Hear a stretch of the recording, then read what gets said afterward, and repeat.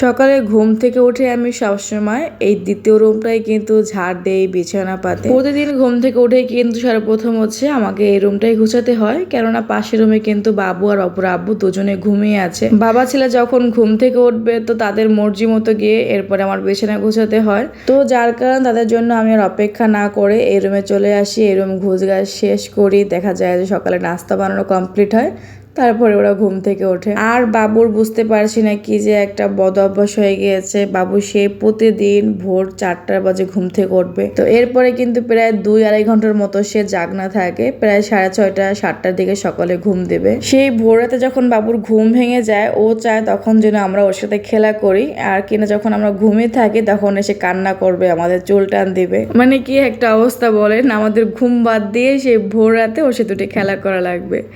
তো কি করব, এটা হচ্ছে ওর প্রতিদিনের রুটিন হয়ে গিয়েছে। মানে ওঠার সঙ্গে সঙ্গে কিন্তু আমি খাইয়ে ঘুম পাড়ানোর চেষ্টা করি, কিন্তু না, কোনো কিছুতে কোনো লাভ হয় না। তো কি আর করা, বাচ্চা মানুষ, তাই ওর মর্জি মতো এখন আমাদের চলতে হচ্ছে। আপনাদের সাথে অনেক দিন হলো আমি ঘর গোছানোর কাজ শেয়ার করি না ভিডিওতে, তো ভাবলাম আজকে একটু শেয়ার করি। আসলে হয় কি, ঘুম থেকে করে ঝটপট কাজ সেরে নেই, কোনো কাজ করার সময় ভিডিও করতে নিলে অনেক সময় লেগে যায়।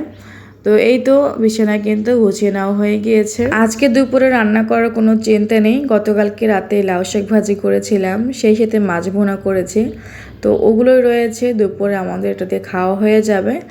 আর এই তো এই কারণে এখানে বানাচ্ছি এখন হালিম, আমার হাজবেন্ডের খুবই পছন্দ।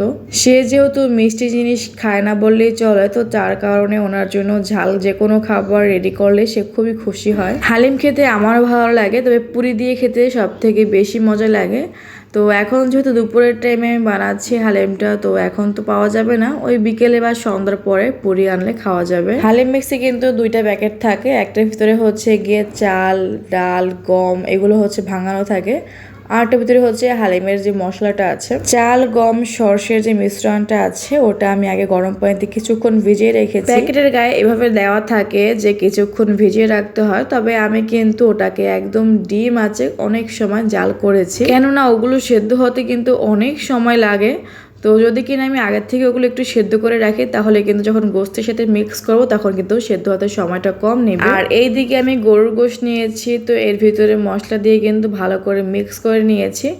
এবার গোস্তটা সেদ্ধ হওয়ার পালা। সেই সাথে কিন্তু আমি আগে থেকেই পেঁয়াজ বেরেস্তা ভেজে রেখেছি, কেননা হালিম খাওয়ার সময় আসলে পেঁয়াজ বেরেস্তা বা ধনিয়া পাতা এগুলো না হলে যেন আসলে হালিম খাওয়াটা জমেই না। সামান্য লবণ দিয়ে দিলাম, সেই সাথে পানি দিব। তো এটা দিয়ে কিন্তু আস্তে আস্তে খুব ভালো মতো গোস্তটা সেদ্ধ করে নেব। এখানে গোস্তের পিস যেহেতু খুবই ছোট ছোট, তো এই কারণে কিন্তু সেদ্ধ হতে সময়টা কম লাগবে। তো এটা পুরোপুরি সেদ্ধ হয়ে গেলে এর ভিতরে যে চাল গমের মিশ্রণটা আছে এটা পরিপূর্ণভাবে সবটা ঢেলে দেব। ছোট থাকতে একটা আঙ্কেলের দোকান থেকে আমরা সব সময় হালিম খেতাম, আর ওনাদের বাসা কিন্তু আমাদের বিল্ডিং এর পাশের বিল্ডিং এ ছিল। তো ওই আন্টিরা ফজরের আজানের সময় কিন্তু হালিম বসাতো, এরপরে সেই হালিমকে সারা দিন অল্প আঁচে কিন্তু রান্না করতো। হালিম নাকি যত কম আঁচে যত সময় নিয়ে রান্না করা হবে অত নাকি বেশি মজা হয়।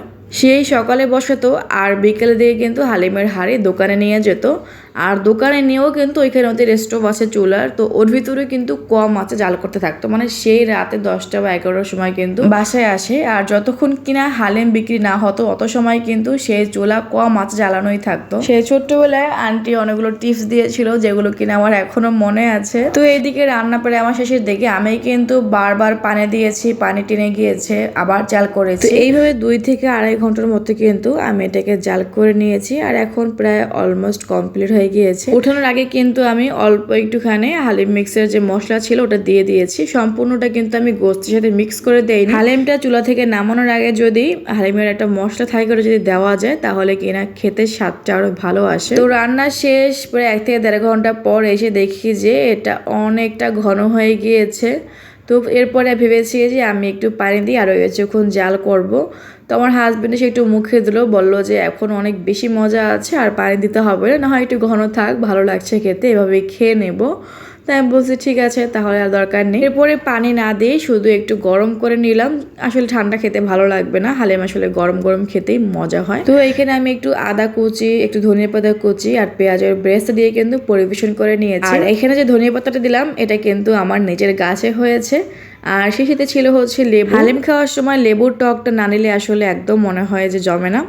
আর এখানে অনেকে দেখি যে তেঁতুলের টক দিয়ে খায়, কিন্তু কেন জানি আমার তেঁতুলের টকটা হালিমের সাথে ভালো লাগে না। তেঁতুলের টকটা একমাত্র চটপটির সাথেই মজা হয়। আর খেতে কিন্তু দুর্দান্ত লেগেছে। অনেক সময় আমরা বাইরে গিয়ে খেয়ে থাকি, তো ওরা হচ্ছে গিয়ে সলিড গোস্তটা কিন্তু দেয় না। বাসায় বানিয়ে খেলে কিন্তু নিজের মতো করে গোস্ত বেশি দিয়ে মন মতো করে কিন্তু বানিয়ে খাওয়া যায়, যত খুশি তত। তো যাই হোক, খাওয়া তো শেষ, এবার আসলাম একটু রুমটা ঝাড় দিতে। আমি এর আগে মুরব্বীদের কাছ থেকে শুনেছি এগুলো আসলে গ্রামে অনেকেই বলে থাকে যে সন্ধ্যার পর নাকি রুম ঝাড় দেওয়া ঠিক না। এগুলো সবই কুসংস্কার, আমি মানি ঠিকই, কিন্তু অনেকেই মানতে নারাজ। রুমে প্রচন্ড বালু হয়ে আছে, তো এখন মানে হাঁটা যাচ্ছে না, শুধু বারবার পায়ে বাজছিল। তো এখন আমি রুমে ঝাড়ু না দিয়ে পরের দিন সকাল অব্দি রেখে দিব। তো যাই হোক, যার যার নিয়ম তার কাছে, এসব কুসংস্কারে আমি আসলে বিশ্বাসী না। আপনারা অনেকে জিজ্ঞেস করেছেন যে আপু বাবু কেমন আছে, বাবুর তো কোনো খোঁজ খবর নেই, ভিডিওতে বাবুকে কেন দেখাও না। তো এরকম আসলে অনেক প্রশ্ন আপনাদের মনে। বাবু আলহামদুলিল্লাহ ভালো আছে, তবে বাবুকে কেন দেখাই না ভিডিওতে, তো এর অনেকগুলো কারণ রয়েছে। তবে কিছুদিন বাবুকে এখন আর ভিডিওতে আপনারা দেখতে পাবেন না। বাচ্চাদের আসলে ভিডিওতে দেখালে অনেক সমস্যা হয়, এটা আমি আগে বুঝতে পারিনি। আমি আসলে আমার মনে তো কোনো খারাপ কিছু ছিল না, আমি তো বাবু যা যা করছে আমি ওগুলো শেয়ার করতাম আপনাদের সাথে। তো যাই হোক, মাঝে মাঝে ওর ভিডিও ফুটেজ আমি শেয়ার করতাম এই কারণেই যে এইগুলো আসলে স্মৃতি হিসেবে থেকে যাবে একটা সময়। কেননা আমি ফোনে আসলে ভিডিও করে রাখতে পারি না, যেহেতু আমার মেমোরি কার্ড সবসময় ফুল থাকে ভিডিও করার কারণে। কিছুদিন যাক, তারপর আবারও আপনারা বাবুকে ইনশাল্লাহ দেখতে পাবেন। এইখানে আমি বিরিয়ানির জন্য একটা মশলা বানিয়ে নিচ্ছি। এইখানে রয়েছে শুকনো মরিচ, এলাচ, দারচিনি, শাহি জিরা, সেই সাথে নর্মাল জিরা, যেটা কিনা হচ্ছে আমরা ফাঁকি করে খাই। তো শাহি জিরা আর নর্মাল জিরার মধ্যে কিন্তু অনেকটা পার্থক্য রয়েছে।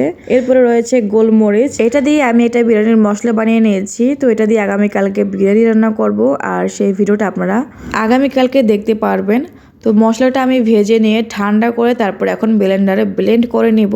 তো গরম গরম কিন্তু আমি এখানে ব্লেন্ডার করছি না, কেননা এতে করে কিন্তু ব্লেন্ডার নষ্ট হয়ে যায় তাড়াতাড়ি। তো সম্পূর্ণ গুঁড়া করে নিয়েছি, এটা কিন্তু আর একটু ভালো মিক্স হতো, তবে অল্প মশলা যেহেতু, ওই কারণে কিন্তু ব্লেন্ডারে খুব ভালো একটা মিক্স হচ্ছিল না। তো মশলাটা আমি তৈরি করে রেখে দিয়েছি, আগামীকালকে এটাতে বিরিয়ানি রান্না করব।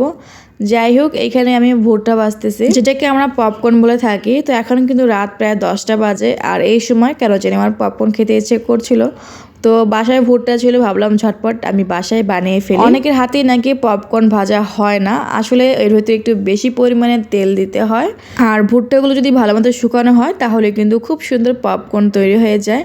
তো এই যে আপনারা দেখতে পাচ্ছেন খুবই সুন্দর পপকর্ন হয়েছে মাশাআল্লাহ। তো যাই হোক, আজকে ভিডিওটা আমি এখানে শেষ করছি। দেখা হচ্ছে পরবর্তী ভিডিওতে। সবাই ভালো থাকবেন, সুস্থ থাকবেন, আমার জন্য দোয়া করবেন। আল্লাহ হাফেজ, আসসালামু আলাইকুম।